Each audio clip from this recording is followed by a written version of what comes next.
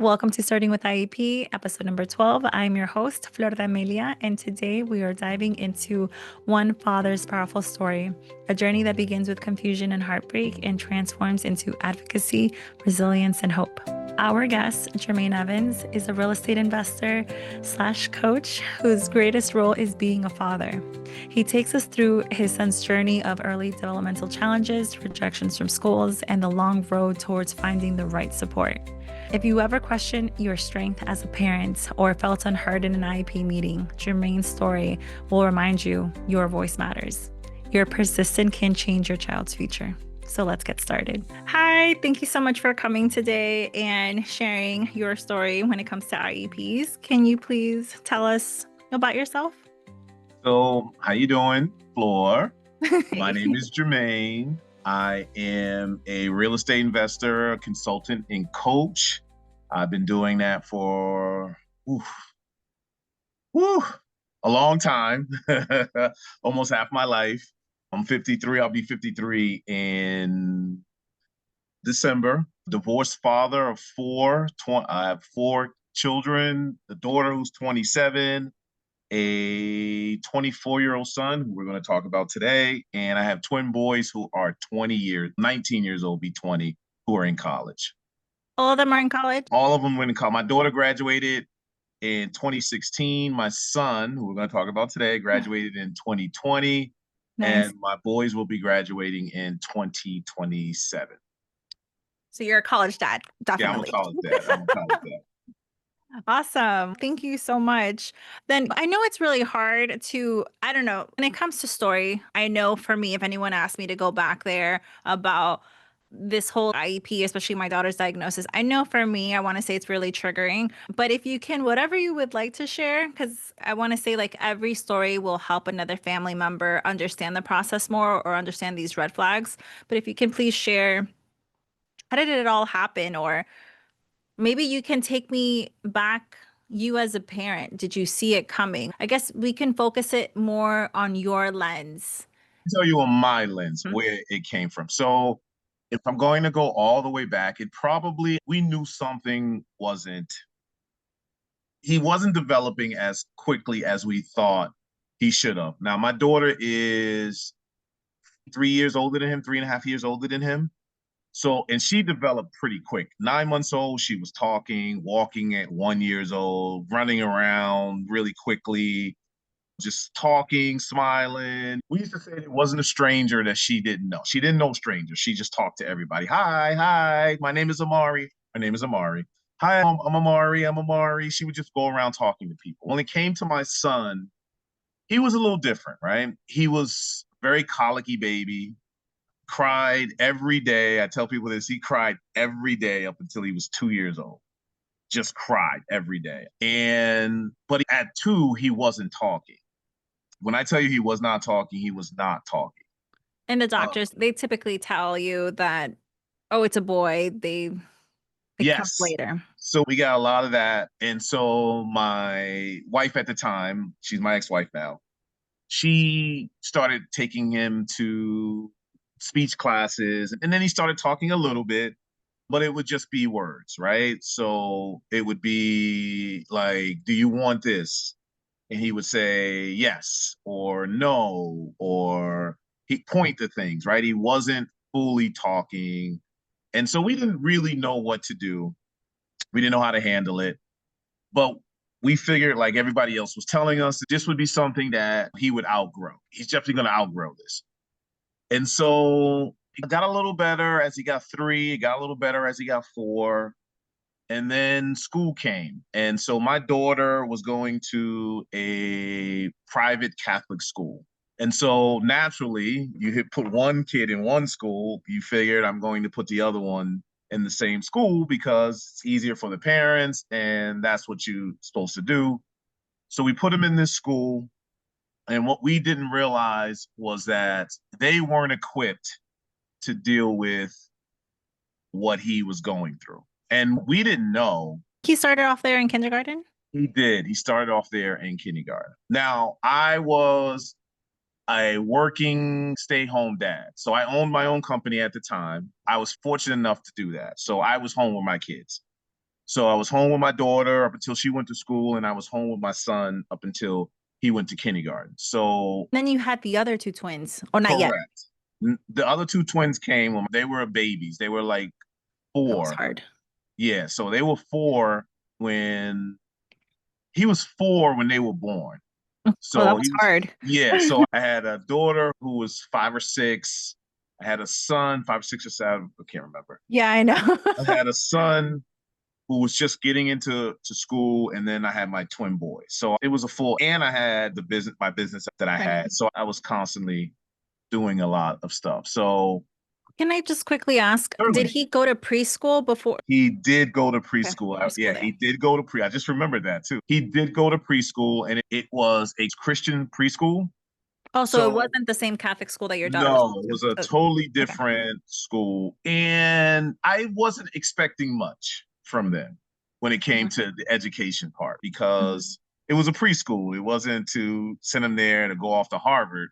It Yeah. was just to send them there to keep me. I'm going to be honest, and I know a lot of parents don't say that. I had 2 kids behind me and then 2 in front of me. So it was to get him out the house and all the energy that he had. So I wasn't expecting much from them. Support. So yeah, support basically. Yes. So then real school came along, and no, don't get me wrong, the Christian school that he went to was fantastic. They loved him. They Oh, yeah, but it's treated preschool. the Yeah. preschool, yeah, They still get their naps. correct. They still get their naps.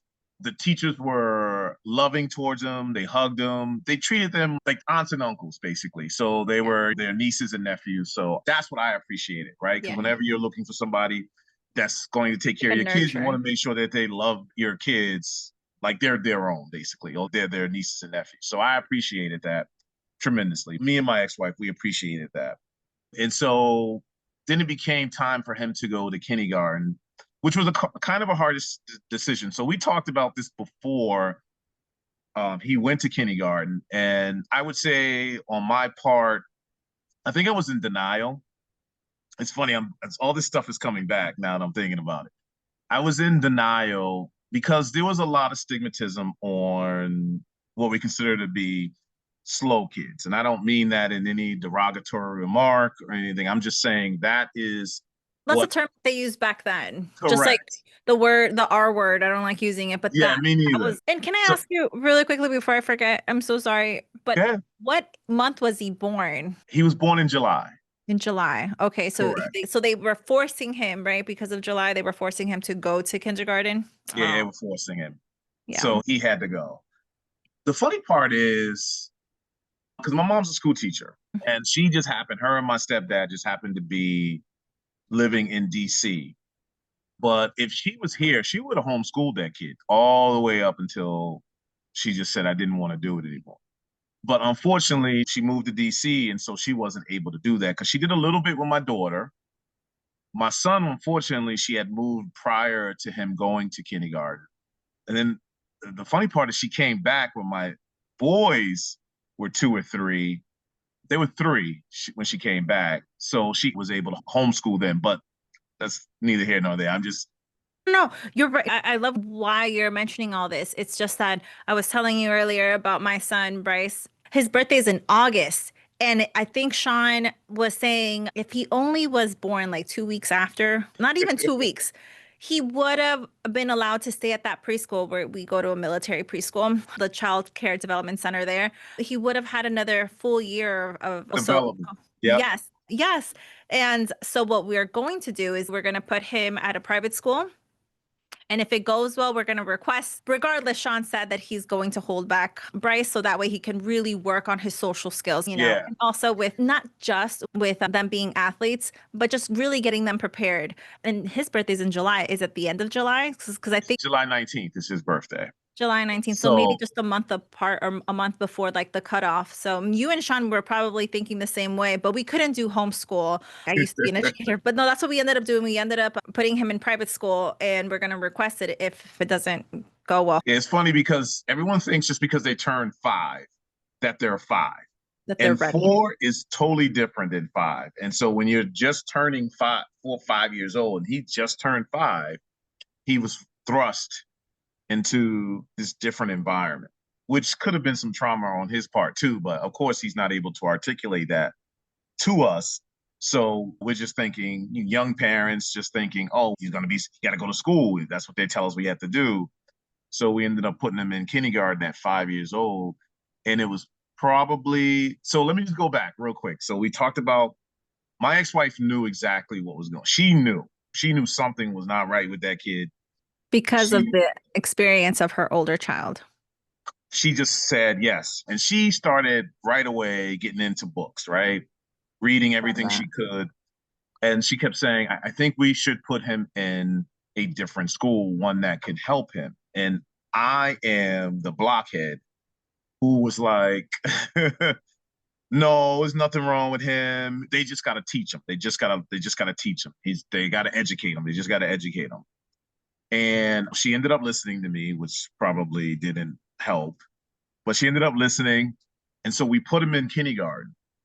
And it, Because she it was wanted to homeschool him. no, she wanted to put him in a And school that would give him more interventions, more support. correct, correct. And I wanted to put him in this private school because I figured The they older sister's there. correct. The older sister's there, which is a whole nother story too. And also it would help him. I thought it would help him also. So it didn't work on two fronts. Number one, let me talk about my daughter. I think she figured something was going on with her brother and that she needed to look after him. And her problem was that she would leave the classroom to go to his classroom to make sure he was okay. Oh, wait, what grade was she in? Probably second grade. Oh, man. And so we were getting notes from the teacher that Amari was leaving to go check on her brother to make Oh, sure that no one's picking on him, that he's okay. Because he's still nonverbal. And so she just wanted to make sure. So that became a whole nother. And then for my son, he would leave the classroom. He would just get up and go. Because when kids have ADHD, they're dealing with not understanding that I'm supposed to sit here all day in this classroom and he's just getting up, leaving the classroom. And so that became a problem too. So a month into it, the school just basically said, he's got to go. wait, a month into the school A year? month into A the month. school year. It wasn't even 2 months. It was a month into the school year, maybe like 3 weeks, because it was looking back, hindsight is you look back on hindsight, it was a distraction. It was a big distraction for the school because they weren't equipped to deal with it. And Yeah. it was a big distraction for my daughter because she just wanted her making sure that her brother was okay. Did they True. give you like phone calls? Did they rip the Band-Aid saying they, They ripped the band-aid off, Flor. They just ripped the band-aid off. oh, but you knew things were going on. You did a classroom observation. No, I didn't know. We didn't know anything like that was happening until they told us the day that they said this is the reason why we can't have him in the school anymore. Oh, that's hard. That, and then you and I talked about this prior to the podcast earlier, a couple of weeks ago when you invited me onto your show. And thank you very much for letting me tell my story, give me a chance to tell that.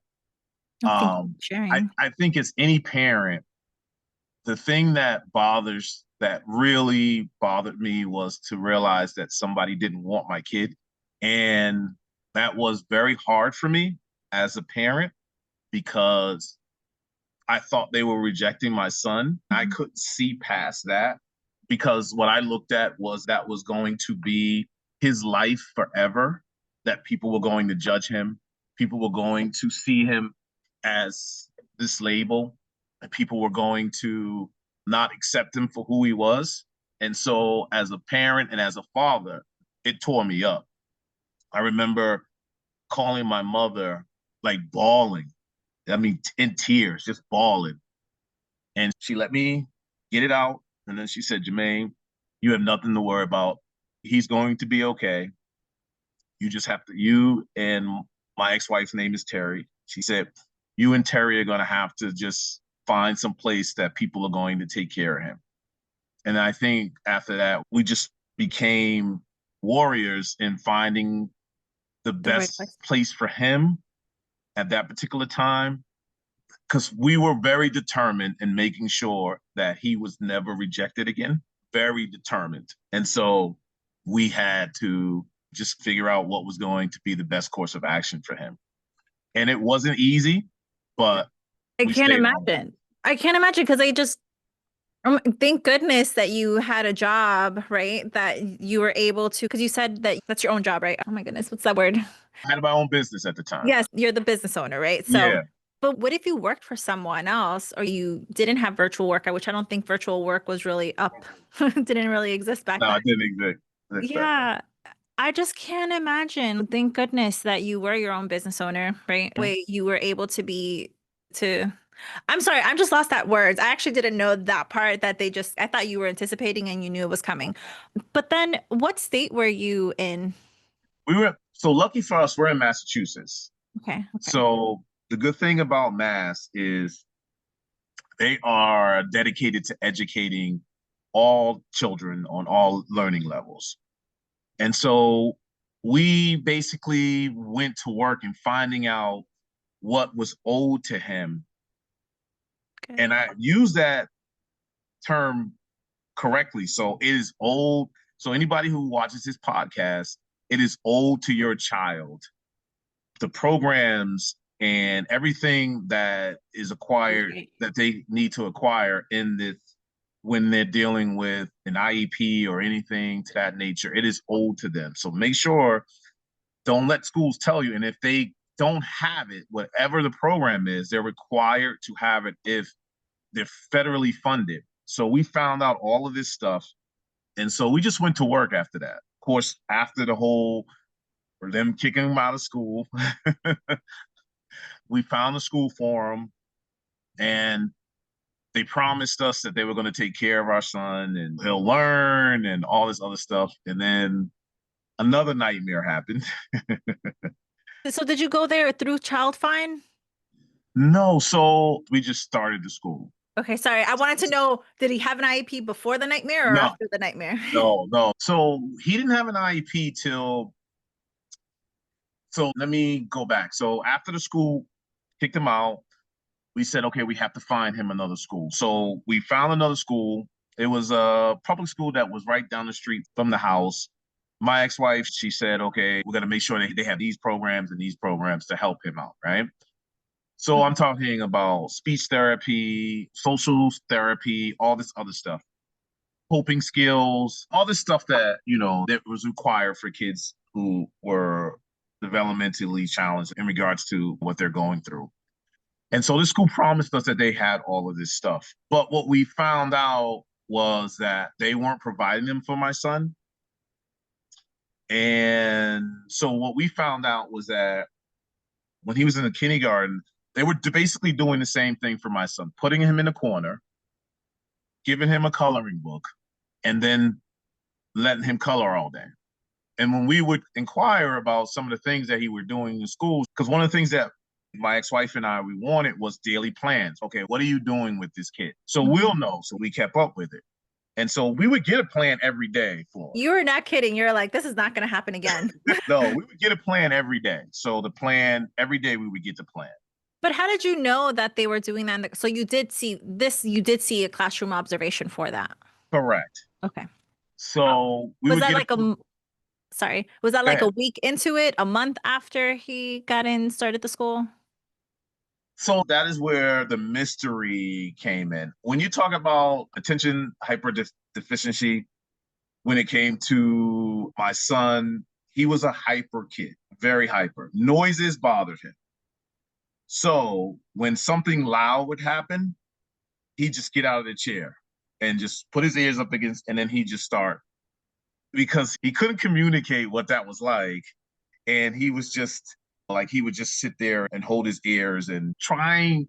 What I learned is that he's trying to escape, Hmm. right? That's his way of coping, right? You don't know that when you're 27-year-old parent, 28-year-old parent. You don't know that. And so So that's what he was trying to do. He's trying to escape. But I think the teachers, I don't know if they weren't equipped to deal with that.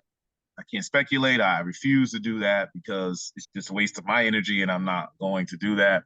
So after a while, I guess they would put him in a corner and all by himself so he didn't have to deal with the stuff that he had to deal with. And so they didn't have to deal with it either.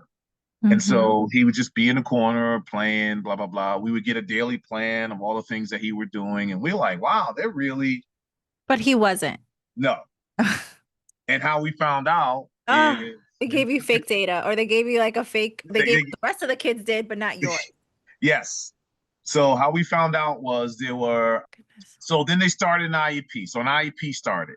So they realized, okay, they got to start an IEP. They realized once you found out. So I didn't know what an IEP was. But what they told us was that in order for them to put him on an IEP, he had to be evaluated.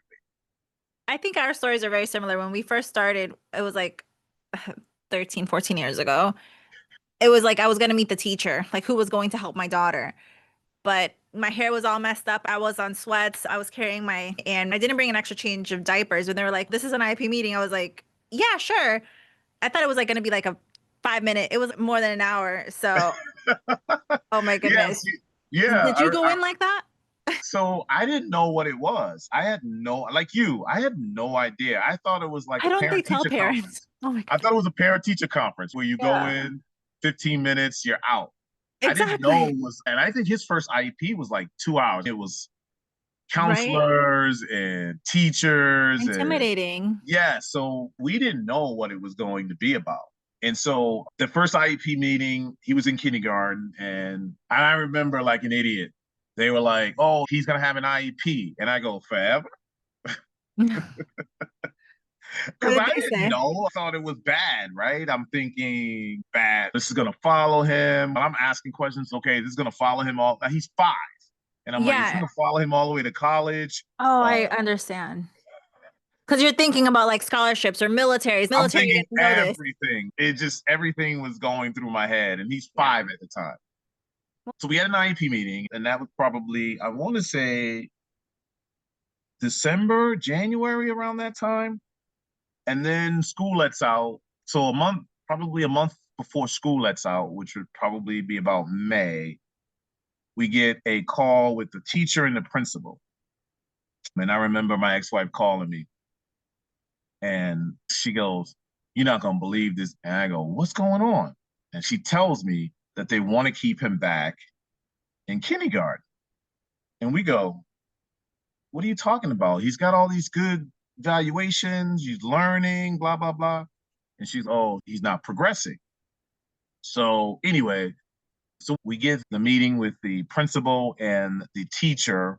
They tell us that he's not learning anything, he's not comprehending stuff, and all this other stuff. And so I'm pissed, and my ex-wife is pissed because she's, "What are you guys doing? You basically told us that he was doing well, he was doing what he was supposed to be doing, and now you're dropping this bomb on us All a of a month sudden. before school is about to end." And the principal's like, "Yeah, we should have been letting." So we just started telling everything, right, about how Yeah. the teacher was. And she goes, my ex-wife goes, "I'm always available. I told you you can call me anytime, and my husband is always home. So there's no freaking excuse of why you can't contact one of us." So anyway, to make a long story short, we basically told them at that particular time, No. nope. Yeah. So we ended up finding another school. It was another school that was in the same district. Yeah. So we ended up finding another school. You requested that, or they said you should. Yes, we Okay. requested it. And what we realized is that when children have IEPs, they get things that a lot of they call inclusionary Accommodations. classrooms have that don't have. We didn't know, and but we learned pretty quickly. 2 teachers in the classroom. Mhm. So there's one for my son and any other child who has an IEP, and they're required to have special accommodations for them, right? So we understood that. So when we found all that out, we found a school and a teacher who was very equipped, who was very good. And there was actually 3 teachers in that classroom. And we found out that when it comes to test, He got extra time, all the stuff that you would want for your child who's Mhm. dealing with any type of learning disability. We were able to acquire that. And when I tell you it was night and day, it was night and day. Where he was the last day of kindergarten to where he was the last day of first grade was not. And we had meeting flow. When I tell you we had meet, like she would tell us to come in the classroom. His teacher, Miss Smith, I still remember her name, Miss Smith. She would say to him, "Come in the classroom." So we would go in and observe. Of course, he didn't want us there. We would go into the classroom. We would talk to the teachers. We would have meetings regularly, IEP meetings. We would have small IEP meetings and big IEP meetings. So small with the teacher and the counselors, and then big with Like informal informal. IEPs. Yeah. Correct. And so everybody, and when I tell you Took a it village. took a village to where he was from the last day of kindergarten to where he was on the last day of first grade, and it was night and day. The kid was reading, he was talking better, he was doing everything that we needed him to do in order for him to move on. And the cool part was he got Miss Smith for the second grade too. And when he found out that he was going So, to have Miss Smith for the second grade, he was so excited. can I ask, so because you said that he had two teachers, right? Yes, One being a gen ed teacher, the other one being a special ed teacher. yes. I love that combo. I used to work as a team taught teacher, meaning like I was a special ed teacher, and the gen ed teacher would definitely understand the curriculum very well because depending, like my background is in science. But then let's say for history, I don't have that much of a background in history, but I know a lot how to break things down for my Yep. students. So I would work really closely with the gen ed teacher. But then as my students kept on going to the next grade, I can follow them. It just depends if they're still in our caseload. So I guess I'm also explaining this to the listeners because sometimes they think too gen ed teachers, but a lot of the gen ed teachers, they just have a harder time because they weren't taught in their master's program about how to really break things down for their students or really what to look out for, what, type of interventions to use. But was that special ed teacher, Mrs. Smith, who I Yes. also remember her name? So was that special ed teacher, did she continue on, but not the gen ed teacher? The gen ed teacher stayed. No, the gen ed teacher stayed. No, actually, Okay. you know what? Mrs. Smith was the gen ed, but she also specialized in, so she understood. The one thing I liked about her, and actually she just retired too, so was that You really keep tabs with her. yeah, was that she understood how to educate That's so great. children. She understood all kinds of children. She understood how to educate them. And whenever he was running or not running, but was not doing what she thought his expectations should be in regards to certain subjects, she would call us and say, "Hey, listen, Jermaine may need a little bit of extra time, 15, 20 extra minutes a night in reading. So if you could just make sure that he's reading." And so we would be on top of it, right? Because if she was doing her job, then it was up to us as parents to make sure that we're doing our jobs to make sure that we're keeping up Yeah. because we want to make sure that we're doing that. So she was basically keeping us in the loop for everything. She was fantastic. And I always say one teacher can change a child's life forever. And I really believe It was Miss Smith. that it was Miss Smith who changed my son's life forever because I don't think that if he didn't have her, that he would be who he is today. I really do not believe that. I really believe that she's the one who gave him the passion and the ability to know for himself that he can learn. And ever since then, he has been a person who's looked forward to learning and to studying and to comprehending everything that he puts his mind into. And so it's just total different from where it was to where it is now. So Or it could have been if it wasn't for her, because it could. correct. So, to give our listeners a background, I was telling you about that there's like another family member who their child was first diagnosed with ADHD. And the teacher kept him in the back and he wasn't allowed to turn around because even turning around, the teacher thought that would disrupt the classroom.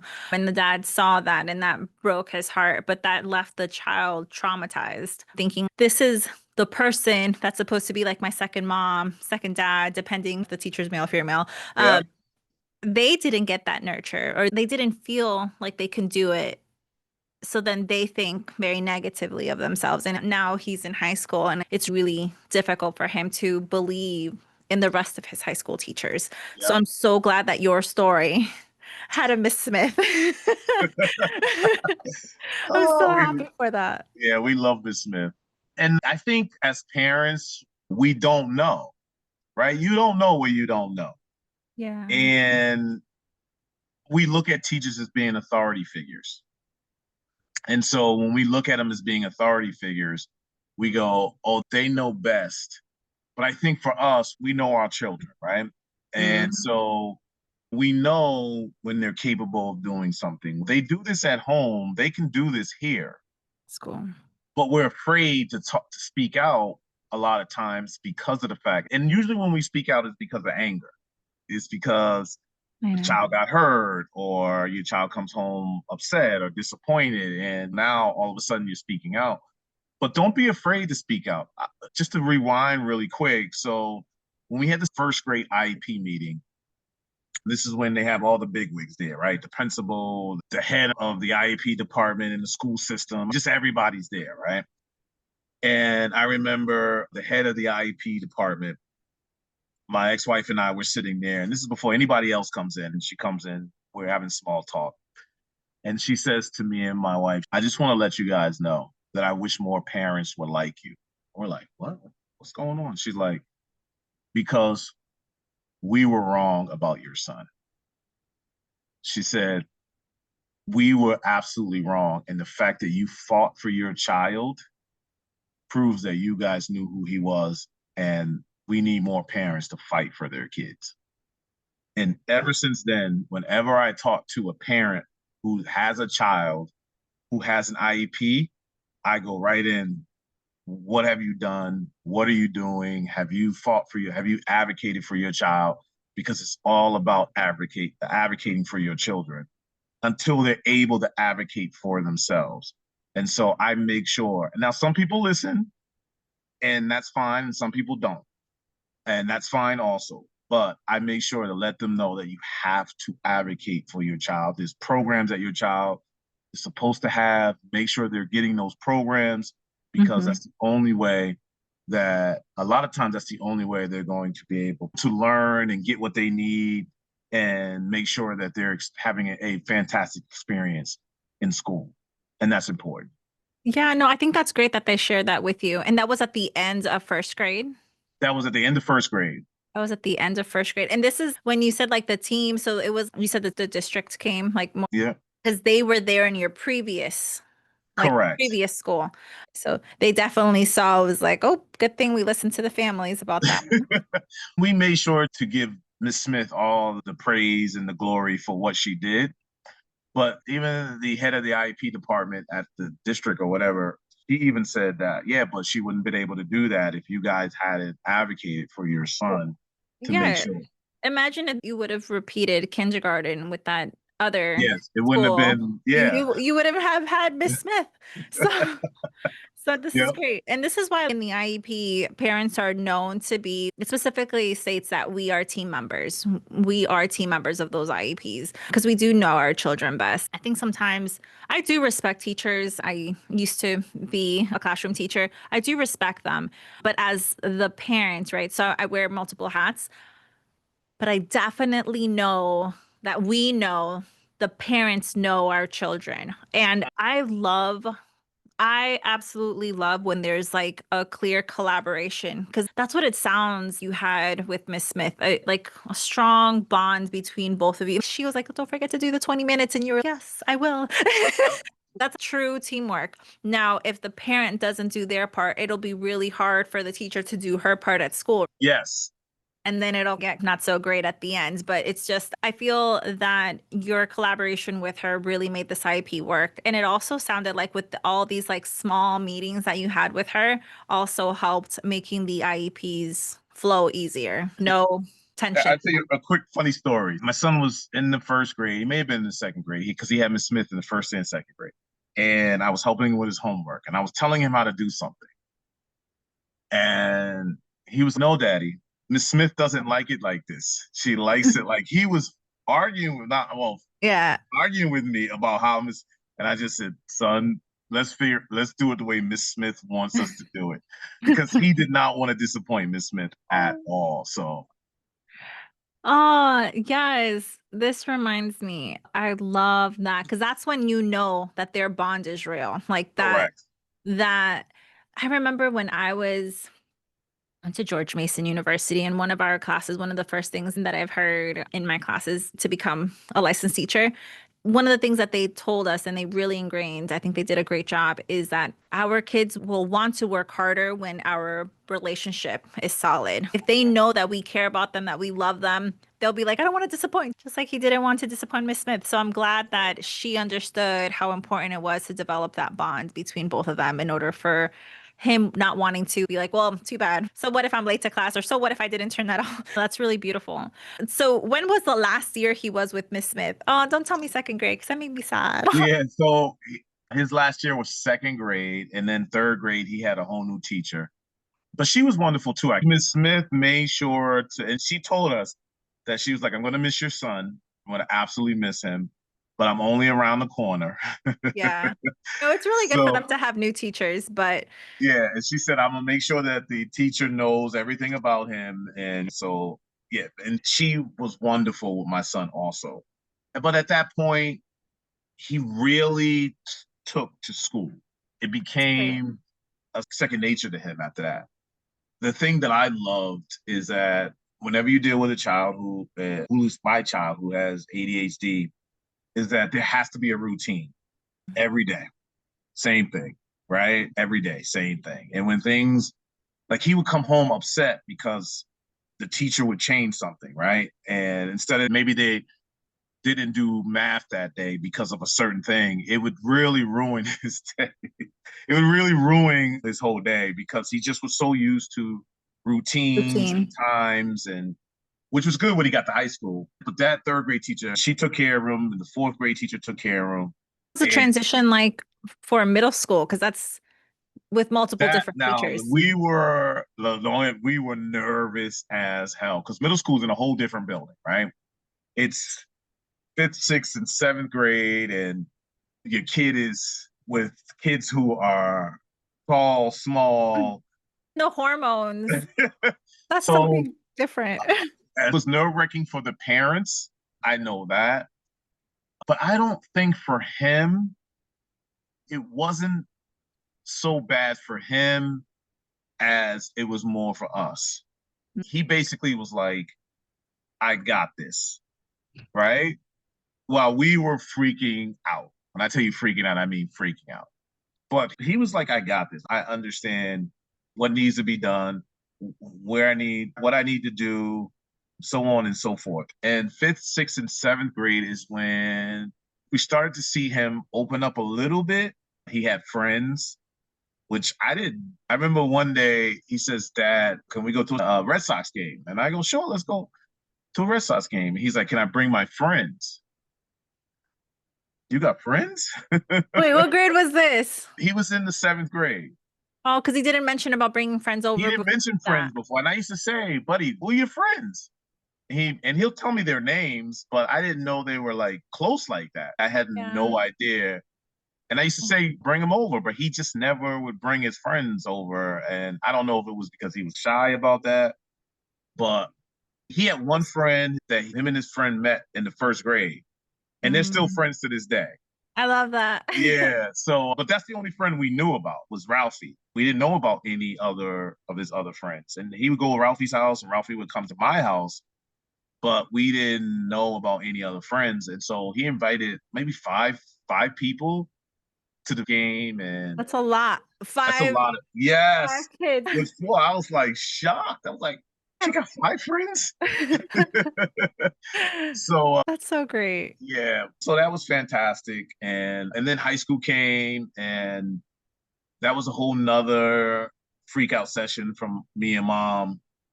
And he Did was he- scared in high school because he heard they watch movies, the kids getting Mhm. put in lockers and Yeah. just the freak out session in regards to that. But ended up working out for him. Did he have an IEP He up until his did. graduation? He had an IEP up until graduation.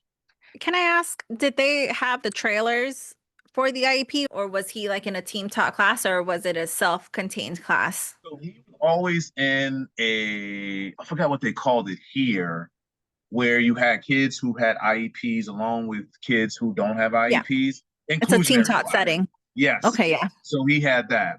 I think it's called inclusionary here. So he was always in, and from high school, So no one really knew that no he one really knew that was good that for his was self-esteem. correct.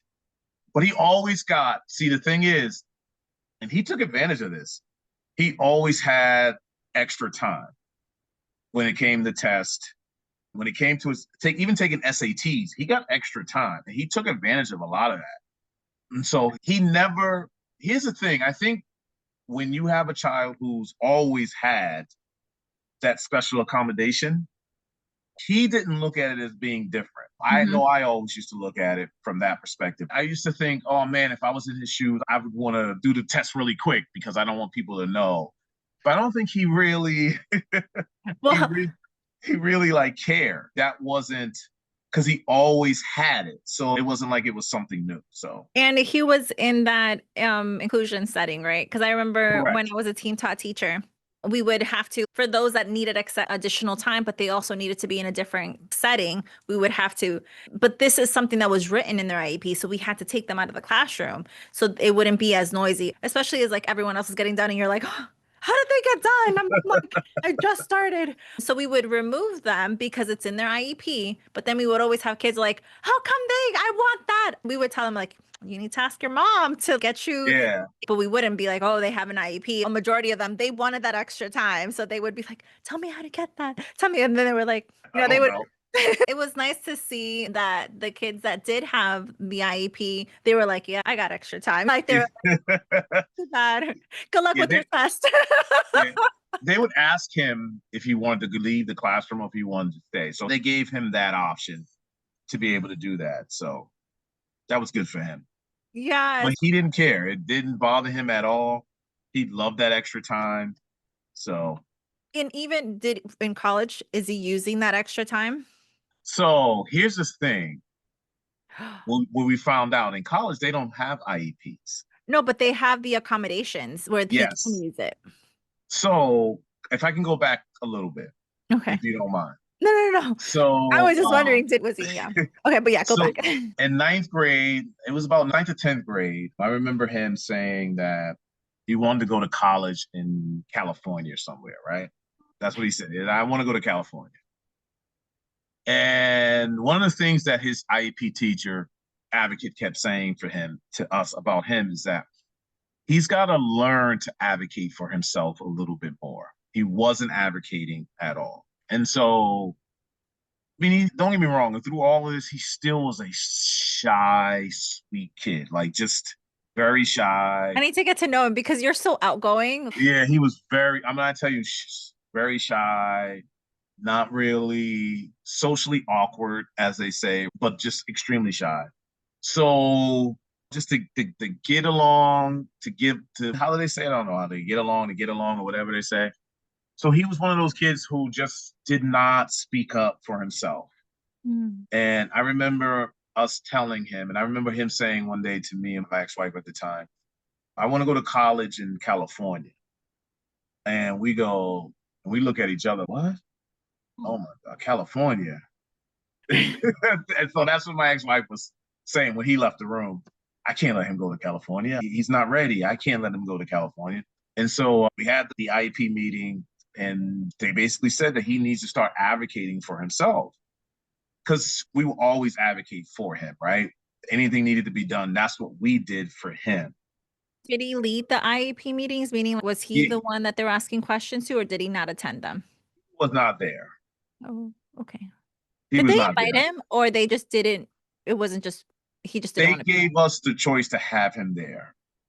there. Okay. And we felt like it was easier for us to talk and for them to talk and be free on what they had to say About without him. him being there.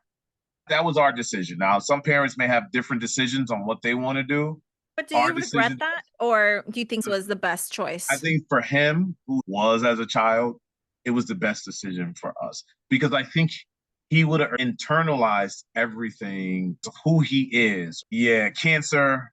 If you know anything about cancer, I know people, but they internalize everything. So he would have internalized everything and it wouldn't have worked out for him in that aspect. So we were there to basically take the blows for him and then figure out ways to make it right and then tell him the things that he needed Needs. to do in order to be successful. But And did you so, ask him if he wanted to be part of it?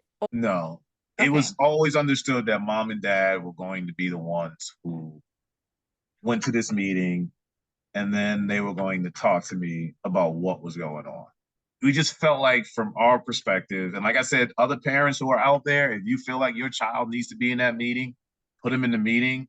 But But it's would you suggest, because with the whole thing with advocacy, right, that I was just wondering, because like for my daughter, she's minimally speaking, and I think sometimes when I tell people like she's going to be part of the meeting, they're, what is she going to do? And in my head, I'm like, she's going to learn that we're talking about her. But she only went there like the beginning, like maybe 2 to 3 minutes. I was like, Aaliyah, how are you? So they can see about like how I just wanted to make sure that they, even though I know all of them know her, I just wanted her to know, and eventually maybe she can do like a small presentation about like what her future is, right. but not be there the whole thing. Do you think?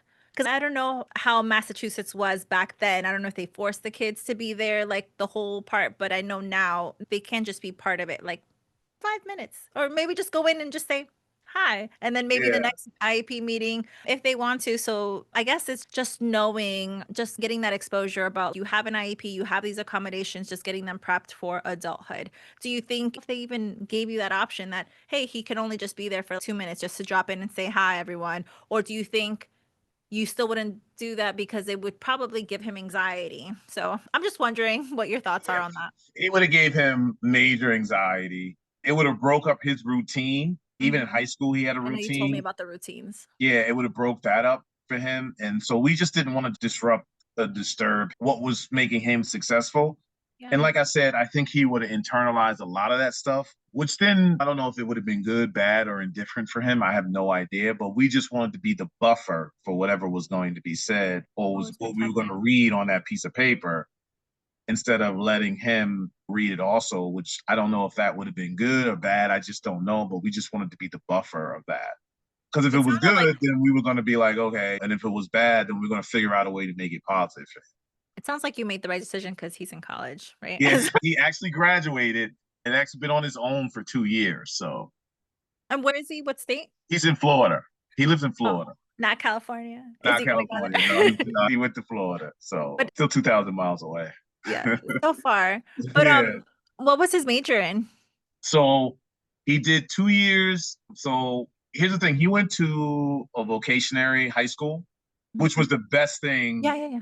for him because it was, he did academics 1 week and then he got to do what he considered to be his trade. So he took up culinary in high school.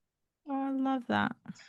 So he rotated. And that was the best thing for him and how he learned because he got to do academics 1 week and then he did his culinary the next and then they would rotate. And so I don't think he would have, and this is just who my kid is. I don't know everybody else's kid. My kid, I don't think he would have done so well if he was in a straight academic environment 24 hours a day, 7 days a week. He needed something to break that up. Yeah, can you please tell me more about what that looks like? Because I think you said academics 1 week and then vocational Right. skills. And So he went to this vocationary high school, and what they do is they allow you to pick some type of trade. So it could be electrician, it could be carpentry, it could be culinary, it could be social work, it could be whatever teaching, anything that you want to do that you want, that you believe will strive at in a career, you got to pick. And so now in Massachusetts, you're required to teach children, right? So if you're in high school, you still have to teach. But how they were able to do it was you got, let's say it's January 1st, you went into a classroom and you got to learn reading, writing, arithmetic, right? You learned all of that from Monday through Friday. Then the next Monday, you went into whatever discipline you were going to be in. So if you were in culinary, then you went into culinary 5 days a week. So you learned whatever you're going to learn in culinary. And then the next week, you went back to the academic week, reading, writing, arithmetic. And then the following week, you would go into whatever, when I'm talking about culinary, which my son's, what his trade was, and you would learn culinary for 2 weeks. So it would be 2 weeks of academics, 2 weeks of whatever trade. That the whole school did that. He got to do that for And it's 4 years. hands-on because with ADHD, can you imagine just being in the classroom just It would not have worked. And I felt what worked for him was he was able to get out of that environment. He looked forward to the weeks where he got to be in culinary because he got to do what he loved. His passion was cooking. That was his passion. And so he got to learn how to cook during that time, which he loved. And the cool part was, in order to stay in the culinary program, you had to maintain a certain GPA because Oh, that and that was his was motivation right there because he correct. loved it so much. Yes, I guess it replaced the teacher. You know how like you love your teacher so much, you want to do well for your teacher, but this one's I want to do so well so I can keep on going to this school that allows me to do correct. well. So he has So to do well in his, oh, I love that. so that was his motivation. And so you had to make sure you come to school on time. You couldn't have a lot of tardies. You couldn't have absences. It was crazy. He was one of those kids who he couldn't miss school for anything. Like it was, we'd be like, son, you're too sick to go to school. I can't have an absent. So that was him. And so that kept him being in that program, kept him motivated, kept his grades up. And so he was getting 3.5s, 3.0. So he was getting A's and B's in that classrooms. And So this sometimes was he, definitely preparing him for college because he was managing his own like deadlines and also expectations because his motivation was so high. correct. Oh, And this wow. is where we talked about, just to go back, the advocacy, advocating for himself. Because one of the things that we were nervous about, because when he was in eighth grade, ninth grade, he used to talk about college, and we was like, okay, because his sister went to college. So he saw that in front of him. And so he wanted to go and be in college and be on his own and be his own person. So he talked about college, but we understood right then and there that even then that he wasn't ready for college. And so we used to say to him, son, you got to advocate. You got to be a little bit more making sure that you take care of yourself because, and I remember saying this to him and the look on his face, I remember saying, we can't send you to college if we feel like you're not ready. And the look on his face was like he was very disappointed. And I remember him saying to us, which broke my heart, it was, how come Amari gets to go to college and I can't? Wait, what And grade was he in? he was probably in the 10th grade, ninth to 10th grade. And I remember the look on his face when he asked me that question. And I had to be honest with him. I said, son, that's because Amari makes sure that she gets what she wants. You have to make sure that you advocate for yourself. You speak up. You do what you need to do in order for mom and I to trust that when you go away, no one is going to take advantage of you. And so I don't know when it happened. I couldn't tell you, but all I know is that it changed him and he became an advocate for himself. And once we realized, okay, he's speaking up for himself, he's doing what regular teenagers do in regards to making sure that no one's taking advantage of him, speaking up, that's when we said, okay. And the teachers even said, I don't know what's going on with your son, but he's changed because he's asking for more time. If he didn't get a grade that he didn't agree with, he would talk to the teacher and see if he can change the grade or what extra credit work he can do to get a better grade. So he was out there advocating for himself. We didn't know this because he wasn't coming home and was like, hey, I talked to, we didn't know. And then when we found out from the other teachers, we were like, okay, he's ready to go to college. Did you imagine this from going back onto like the phone call that you had at that private school? Did you imagine him being prepared for college? Mm, no, I did not imagine. I did not have the foresight to be able to see what it could look like, what it is now compared to what it was when he was 4 and 5 years old. I had no no idea. I had the nightmare scenario, Yeah. right? The nightmare scenario was that my son was never going to be able to learn. He was always going to be living with us. Some people, that's fine. They don't mind. But my thing was I always wanted my kids to be independent of who take Just in care of case themselves. something were to So happen what to you. happens? So the nightmare scenario for me was that it was always going to be just, it wasn't going to be good. And like I said, I didn't know anything that I know now. Like I didn't know what I know now. And so it was always horrible, nightmarish type stuff that was going through my brain. But what I see now is totally different. And that's why when I said to you earlier, when I talk to parents and they're telling me, oh, I have no hope, or my child's Mm. going to be like this forever. And I go, it doesn't have to be that way. Trust me, it does not have to be that way. They'll educate your children. You just have to force them to educate your children. Yes. Just make sure that they're following the law. This is the right that is for their children. No, Right. I think the more families that do hear your story, they'll be like, I'm in the same boat. I will follow through. I think it's just a lot of them. Can you imagine someone telling you it's going to be okay when you were at your lowest, right? On that phone call, you would, I think during my lowest, I would be like, you don't know, just stop, please. From My another, mom was that person. She was telling me it was going to be okay. She was like, it's going to be okay. He's going to learn. Cause I'm just, and I believed her, but I didn't really believe her because you're just my mom. Of course, you're going to say that he's to going to me. tell me, tell me. And I remember when he graduated high school and she Oh, goes to me, she says, didn't I tell you he would graduate high school? You told me he would graduate high school. And so unfortunately she passed before he can graduate college. But when he graduated college, man, that was like, I cried like a baby. Like I was sitting in that because all the proud. flashbacks of how difficult it was at the very beginning of this process and to see him where he is now with a cap and gown, walking across the stage, getting a 4-year degree.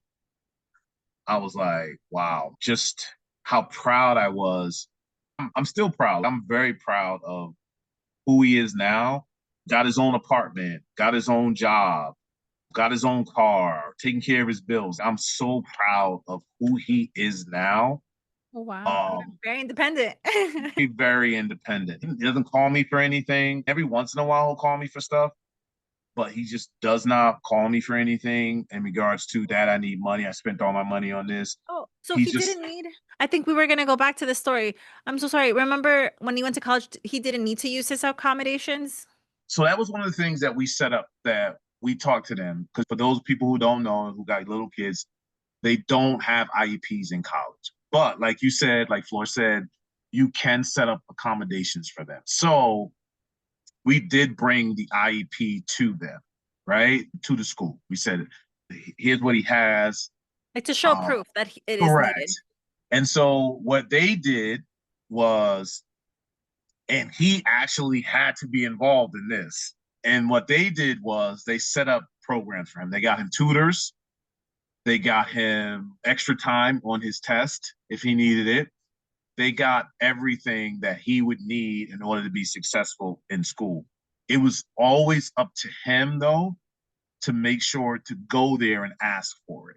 So if he needed help with, say, he was in a calculus class or some type of stats class, he didn't understand, he had to go to his counselor. He had his own individual counselor and say to them, I need help or I need to do this.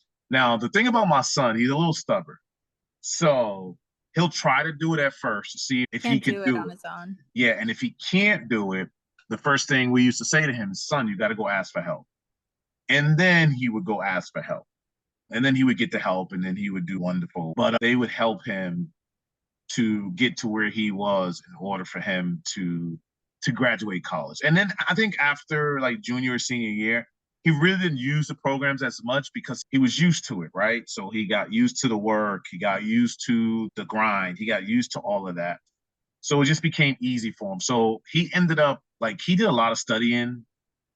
And the one thing I do know about my son is you talked about your son and upset sometimes about being alone and playing Oh yeah, alone. my Yes. my 5-year-old, yes. Yeah. So I found out because my son was used to be the same way. He would eat alone at lunch. he would play alone. And as somebody who thought I was fairly popular, I was like, I couldn't picture that because to me, that's, what, eating alone? Are you crazy?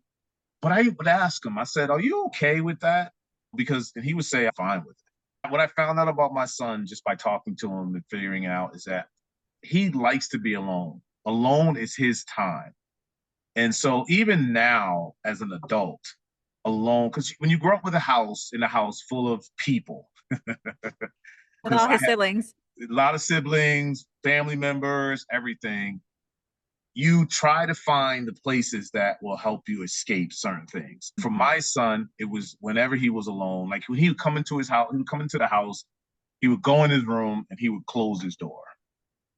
Right? That was his alone time. We understood that. There would be times when we'd be like, hey, son, let's watch a movie as a family. He would come in, and I swear to God, Flo, 15 minutes into it, he would get up and go in his room because he just needed his time. That was his way of coping with a lot of things. So I would just talk to my son if I were you and just see if he's You're looking. right. Yeah, just to try to Yeah. see It's just if it he's is important to know if they want friendships or if they're ready for that. because my son was like he was awkward. He was socially awkward also. And even now, a little bit, he's still socially awkward. But what I would tell I you guess that it would has, be like, what's the word when someone's like an extrovert and an introvert? So he would be an introvert. yes, he's an introvert through and through. So when we talk about what I see now in him is that he's out there more. I was shocked to see that he could be middle school, like he's out there more. Even now, as a 24-year-old man, I'm still shocked to see him. I remember on TikTok and I see Uh, videos of him going, I'm like, what the hell? Your Like, posting, your private life. so I'm just like, I think he's breaking out of that shell. He's That's even good. at 24, he's trying independent, just trying to get out there. But there's still some elements of him liking to be alone. And so Yeah, and I think because you're an extrovert and I'm an extrovert, sometimes I want to say like I'm an I'm in undercover introvert. between. Yeah, okay, I'm yes, in yeah. between. Yeah. So I like when you and I know each other from other ventures, right? Mhm. And so when we're in those other environments, we're happy and go lucky and we're talking to people. But give me a Sunday afternoon, and if someone says, "Hey, I got concert tickets to somewhere," more than likely I'm going to probably say no No, because I don't want to go out. I don't want to get dressed. I I don't want need to to have to talk to recover. people. Yes. So I do it when I have to, but at the end of the day, like I'm really not. I guess I understand that because I guess you and I know how to, I guess you can call it like code switch, right? With certain people, we're like, okay, we need to be extroverts for them because, and then they're like, okay, I need to like dial down because this person does not like that person to be so outgoing. So I will like tone it down. So I guess for us, it's really to like code switch, right? But Yes. I think call it when, reading people. oh, Read people. I guess I call it code switching because I guess I saw this reel where there's a Latina and it's not that they're trying to be different. It's just that they're like, okay, I will appease you. I will. And there's certain ways that you like me to say certain things. I guess when I talk to my Jersey friends or I would use certain words, Yeah. like the word yo just comes out of my mouth naturally. But when I'm with my Iowan friends, I would never say yo. But the reason why I'm getting to this is just that for me, I thought it would be easy for my kids to be like me. Okay, friends want to hang out with you. Like, why don't you call them back? And they're like, no. I'm like, oh my goodness. Then I worry about like their friendship and their like social skills. And I worry about this. And I'm like, because I guess for me, I can adapt really quickly to anyone else's needs. So that's why I was like, I guess I saw this in my sibling. He's like past 20 some. I should know his age, but I think he's in his mid 20s. And he sent a picture of him wearing a Halloween costume. And I was like, oh, he sent me a picture of his friend. And then my son was like, no, mom, that's him. I was like, no way. And I'm like zooming in, like trying to, I'm like, oh my goodness, it is him. And I was like so surprised that my brother did that. Someone that typically does not like doing certain things that are like socially like done by other kids his age. I was just so surprised. So I'm guessing that was the feeling when you saw the things on TikTok. You're like, Yes. wow. Yes. I was like, Okay. I just had to explain to him that he works for a huge corporation and you got to make sure that you do not get caught. That's what I explained to him. So, Private settings, don't use your real name. yes, that's what I had to explain to him. Don't put So, your first last name in there. and I think he blocked me. So, but that's okay. I'm okay with that. I'm okay with that. I don't want to see, I wouldn't want to see my father's TikTok So, account. Yeah. So, but it's funny that you said this, that we portray our likes, dislikes, fears on our kids because we felt certain kinds of ways when we were kids. And so we assume that our kids mhm, feel that. But one of the things that we forget is that we're teaching them to be mhm. independent thinkers. And so, like you said, I was the same way. When my son, like his friend would call and he wouldn't call his friend back. And I would be like, why are you not calling your friend back? He's like, oh, I'll see him in school on Monday. Now, to me, I'm thinking, wow, you're going to lose a friend. But he's thinking, I don't need to rush to call that kid. He could wait on me. And so that stuff like that never dawned on me. So, and even when I would say to him, who'd you eat lunch with today? He's all by myself. And I would go, are you okay with that? He was like, yeah, why wouldn't I be? And I would just leave it at that because I just didn't want him to feel any type of way on Oh, that. yeah, you putting your thoughts Yeah, my on thoughts, him my when fears, he everything thinks, else. Yeah, yeah, but then I would go talk to my wife at the time and I would go, I can't believe he's eating by himself. Oh my God. And she would say the same thing, but then she would have to remind me, maybe he likes it. Maybe he doesn't mind because he can get his lunch. He don't have to worry about anybody talking to him. And yeah, so, but I always associated popularity with having a whole bunch of people in your life, friends and all this other yeah, stuff. And that's not necessarily the case. Some of these kids, they just don't want that. That's not something that they want. They don't crave the attention of friendships like that. If they got two or three good friends, they're good. Uh, solid. yeah, I remember when I was a teacher, that would impact me a lot. I would be like, and I would talk to the guidance counselor and I would talk to, are you sure we can't put these two students in lunch? Please put them two together in lunch. I would like, can we just figure it out, please? Because when they would come to me during lunch and they would eat with me, because I think they don't want to eat by themselves. And I'm like, let me get you a friend. I would always like, oh, I know this other kid. They would really like, they both like, certain things. And I was like, come join me in lunch. And then I was like, oh, see, look, you guys both have lunch together. So we do have like teachers out there, but I really do like how you did put it out. But I think also, 'cause I used to be a teacher, I think also teachers do worry about the students. But I think if we hear more of parents saying, hey, my son doesn't need to be with friends or doesn't care to have lunch buddies. I think that would help also teachers. What I'm trying to get at is it sounds like a lot with the communication has really helped with this IEP meeting. And I do see you as one of the, how that the district said, oh, thank you so much for being the way that you are. Like, I want to say a lot of teachers would be very grateful to have you in the classroom because the more that you collaborate with teachers, the easier this process would be. Can I please ask you if you can please give us your top three tips for teachers that are going to be working with kids with IEPs, and then another three tips for parents? Because I feel like you gave me tips for both sides. Because yeah. parents learn from other parents, and then also teachers learn from the parents as well. So I would say the tips with the teachers is just be patient. All kids are not going to learn the same. And for me, it's just to be patient. Another tip is everybody's capable of learning. I think that's very important. And listen, I understand as teachers, there are some pain in the behind parents. I understand that. But don't take that out on the child because the child is the only one who gets hurt regardless of what happens. And then what would be number three for teachers? Oh, inform, keep the parents in the loop. Keep them in the loop because if you keep them in the loop, they understand and then they could help them and force them to help too. I think that's important too. You have to Yes. force parents to help. The parents who are going to help are going to help. They're going to do everything they can, but make sure that you're forcing parents to help you. And as parents, I'm going to say it three times, but I'm going to say one word: advocate, advocate, advocate for your child, because at the end of the day, you want them to get all the services that they deserve and that they need in order for them to be successful. So that's what I would say. My 3 tips for parents is advocate, advocate, advocate, because those are your kids. And if you don't speak up, nobody else is going to speak up, and no one's going to care. And can I just say one more thing too? Oh, of course, yes. Just one more thing.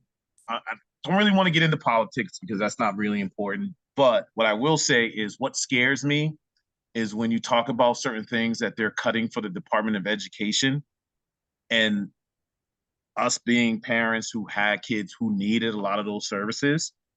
I'm going to tell parents that if you need those services, it's important that you advocate for that also. And I don't know if that's voting or whatever, but it's very important because without a lot of those services, I live in Massachusetts, right? And so I'm always going, as parent, when I have grandkids or whatever, my grandkids deal with some certain things, they're going to be okay because Massachusetts is going to do what they got to do.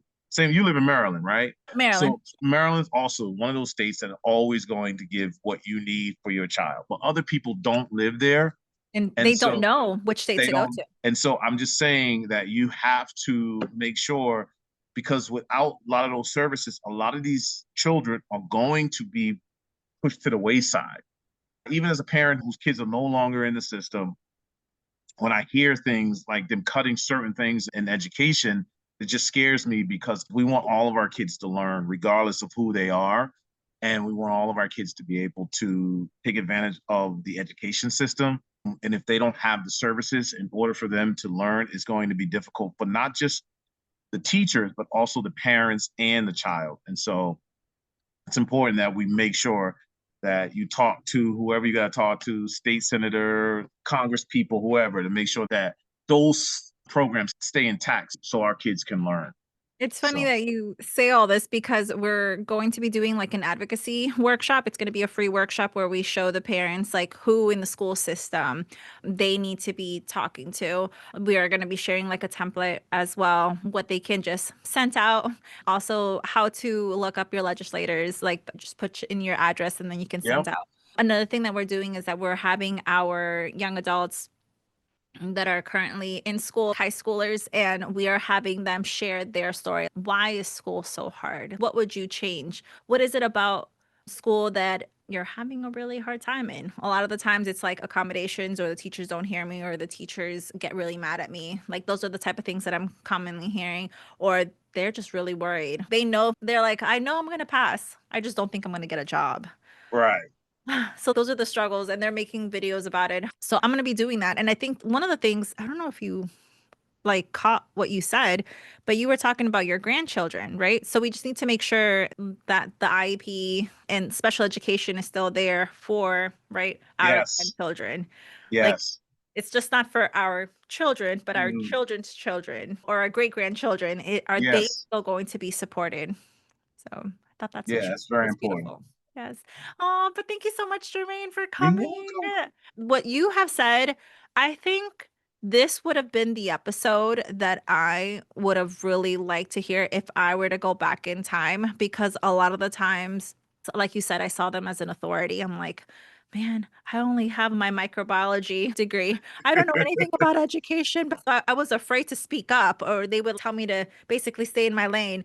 But would have loved to hear your story back then and would have been like, I'm going to keep on going because he told me to. So, I appreciate that. I hope I'm able to help at least 1 or 2 people because I feel like it's very important. Listen, IEPs and ADHDs and ADDs or autism, all that stuff, the stigmatism of that is gone. There's no shame in that anymore. So if your child has it, now it's time to advocate for them because it's very important that they get the services that they need. So yes. Oh, thank you so you're much. welcome, Flor. Thank you This for was all so that you fun. do. This was so much fun. No, this is, It takes me out of what I'm used to. So I was going to say, you can also consider coaching here too. I'm just saying, because you're really good. I know you're really good in investments, but you're call also me. really good helping families. I love coaching people, so I'm really good at it. I love doing it. I was a coach for 10 years and was president of Little League in my town for 5 years. So I love kids, Helping man. I families. love working with kids. I love I coached my son, and I did that because I knew that it was going to be hard for somebody else to coach him and I started when he was like 4 or 5. So, but I started coaching him really early. And it was funny because you want your kids to advocate for themselves. And when he finally told me he didn't want me to coach him anymore, he's probably like 13. I was like, oh, he's getting older. And I just stopped Yeah. because I knew it was time. He needed a new voice and he drives with somebody else too. So I always did it because I wanted to give him the opportunity to play sports. And also, I didn't want some coach to be looking at him differently because he was a little different. And so, You were making it a safe environment for him. correct. That's what I did. I love it. But can I share the episode with your Instagram? They could reach out to you I do have an Instagram, so I can or a give you Facebook that. page that you would like. I don't know if you have like, I Yeah, wasn't you sure. can always reach me on Facebook. So my Facebook is J Evans. Awesome. So for anyone that wants to know more, I'll be definitely sharing his contact information I, in our description. Okay. Thank you, you're Jermaine. Thank welcome. you. Thank you. I had fun. Thanks. You're welcome. Bye Bye. bye. Jermaine's story is a reminder that advocacy isn't just a word. It's action, it's love, and it's the difference between a door closing and a new world opening.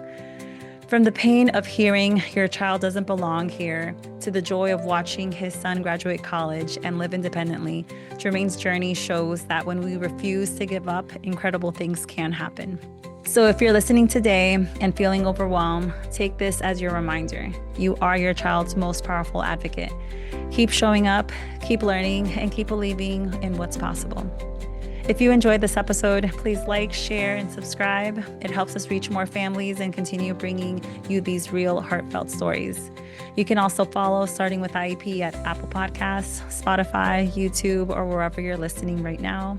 And don't forget to leave a comment. Your words help another parent find hope today. I'm Flor D'Amelia, and this is Starting with IEP. See you in the next episode. Bye.